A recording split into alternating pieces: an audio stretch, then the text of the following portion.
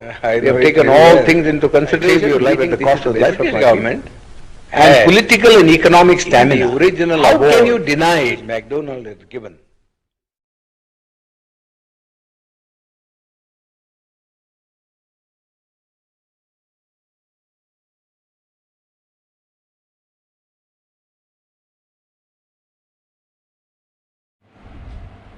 I have been associated with the initial days of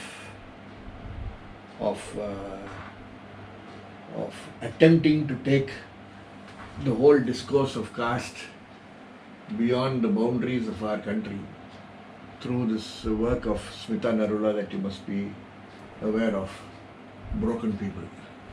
Yes. So that's another terminology which The broken people. Yeah, so which got translated into several languages. I think it is right there. It is there.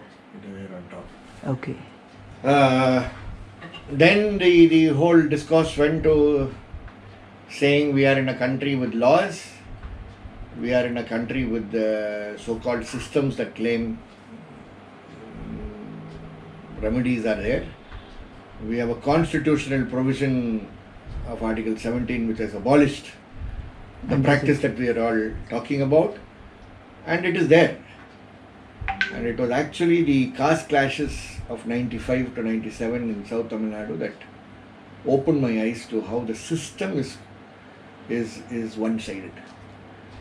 The system, including the criminal justice system, which engages the police, the prosecutors and the judges, are all caste conscious. Very rare that you find somebody who's willing to go beyond their built-in roles in society.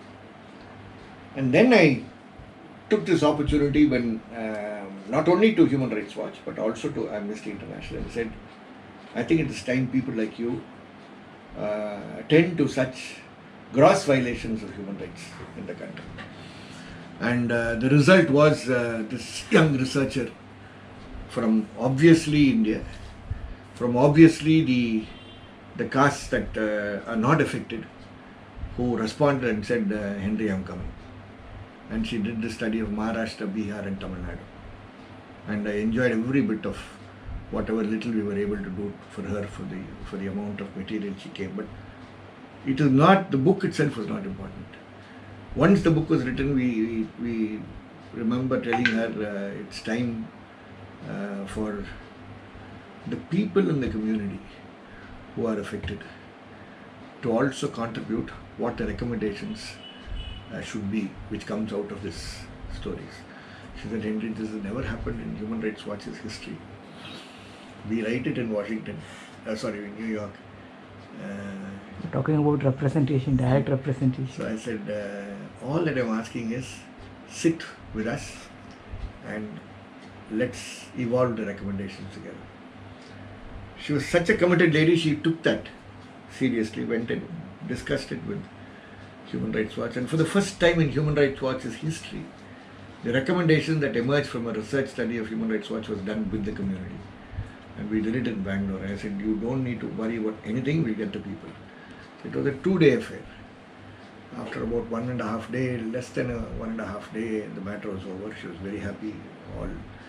All recommendations addressed to the Government of India were there, to the NHRC were there, to authorities were there, state governments were there, civil society were there, international bodies were there. She said, it's a wholesome batch. I said, I'm not satisfied. I said, and the first time we have all come together to discuss our issues like this, in a setting of human rights. Of course, our people have discussed in different settings. But from a human rights perspective, this is the first time we are all sitting together using the word human rights. Many a times they might have been discussing about human rights without using the word, and here we are using the word. Makes it more powerful.